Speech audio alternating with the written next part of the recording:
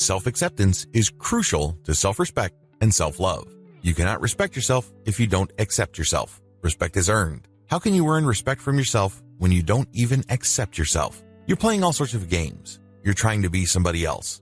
You're holding yourself up to ridiculous standards. You're filling your head with all sorts of ideas that don't make any sense as far as your life goes. Self-respect is crucial because if you do not have this, it's too easy for others to treat you like a doormat. It's too easy for people to take you for granted, abuse you, play games with you, and lie to you. Respect is all about drawing boundaries and expecting and living up to obligations. But little of that is possible if you cannot get yourself to accept yourself. You cannot love yourself if you do not accept yourself. If you think gaining self-respect is bad enough, it gets even worse with self-love. Self-love is crucial for any kind of success in life. Without self-love, it's just not going to work out. Forget it. It's not going to happen. Unfortunately, you cannot love yourself if you don't accept yourself. How can you? Love means trust. It means acceptance. You don't trust yourself because you're not who you want to be. You don't accept yourself because you don't have what you think you should have. And without self-love, you cannot master yourself. You cannot spend enough time and attention to detail on yourself to make you a better person. It's not just going to happen.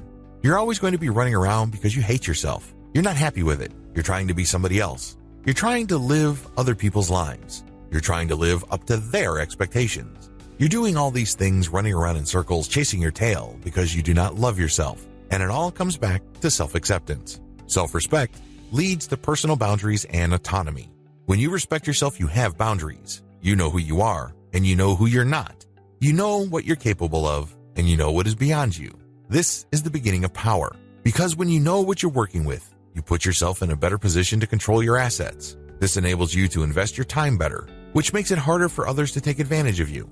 It also makes it harder for others to abuse you. Self-love leads to mastery. When you love yourself truly, you're not loving yourself to the extent that you become a horrible person. Instead, self-love leads to self-improvement because you discover your passions. You find out your true pride or true source of pride. And from these, you find out your areas of competence. You love yourself enough to know that you are good at certain things, and you invest enough time, effort, and attention to them to build them up and to build up their value. This enables you to develop a healthier identity.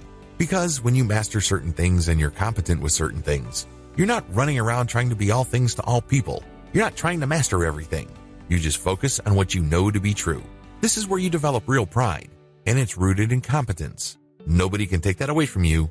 Nobody can ridicule you in these points. But here's the problem. This mastery has to be built on the cornerstone of self-love.